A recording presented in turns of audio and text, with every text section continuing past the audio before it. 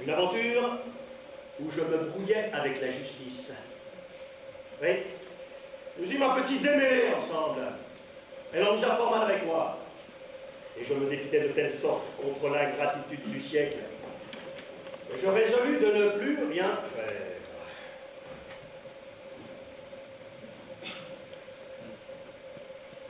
Oui. J'ai fait le grand serment de ne me mêler plus du monde. Basta! Je me plais à compter des entreprises hasardeuses. Vous vous moquez? Réveille les ardeurs, augmente les plaisirs. Oh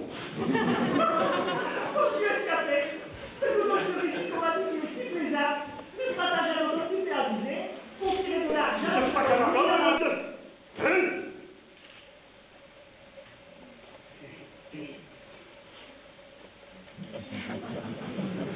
je vous donne ma parole, et vous sur mon honneur, par les faits que je porte, par tous les serments que je sens à faire, qu'avant la fin du jour, je vous déferai de ce maraud fiefé, de ce froid canargote. Reposez-vous sur moi.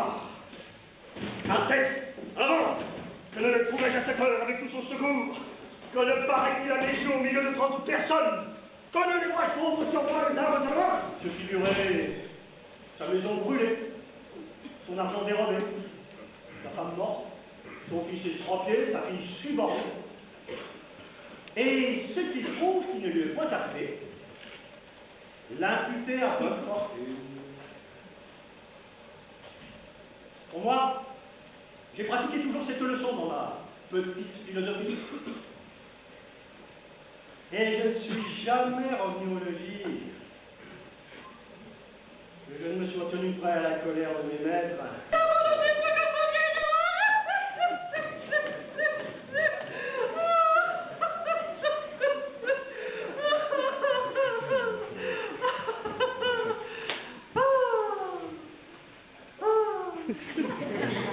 Il n'y a rien de plaisant à cela.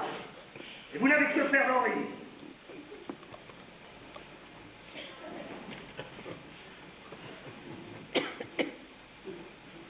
Quoi?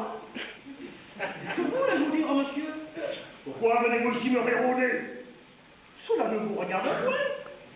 Et je réponds de ça! Je comptais combien de me faire le plus plaisant qu'on puisse me faire!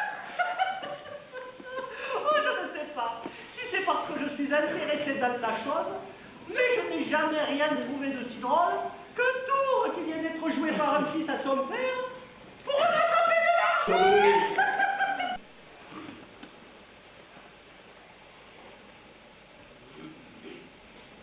Levez-vous.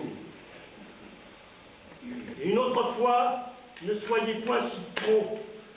Me promets-tu de travailler pour moi? On y songera. Combien est-ce qu'il vous faut? 500 écus. Et à vous? 200 pistoles. Je veux tirer cet argent de vos pères. Pour qu'il y ait du vôtre, la machine est déjà toute trouvée. Et quant au vôtre, bien qu'avare au dernier degré, il y faudra moins de façons encore. Car vous savez que pour l'esprit, il n'en a pas, grâce à Dieu, grande provision. Et je le tiens pour une espèce d'homme à qui l'on fera toujours croire tout ce que l'on voudra.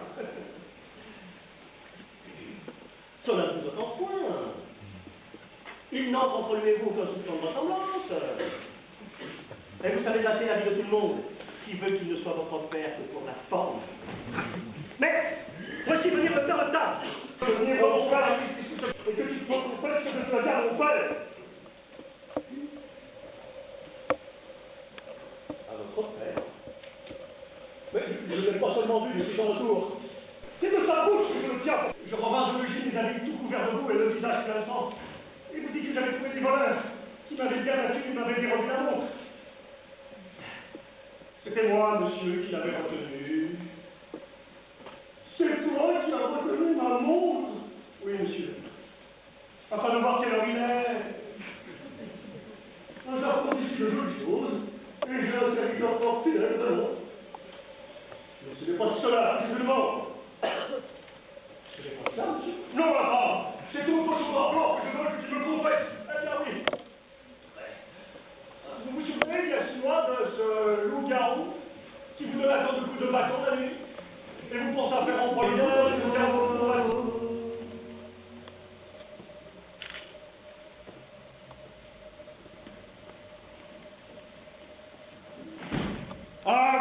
fort bien. Nous voudrait-on point que je mariasse mon fils avec elle? Une fille qui a connu, fait le métier de coureuse. Mon père, ne vous plaignez point que j'aime une inconnue sans naissance et sans bien. Ceux de qui je l'ai racheté viennent de me découvrir qu'elle est de cette ville et d'honnête famille. Que ce sont eux qui l'ont dérobée à l'âge de 4 ans. Et voici un bracelet qu'ils m'ont donné qui pourra nous aider à tirer ses parents.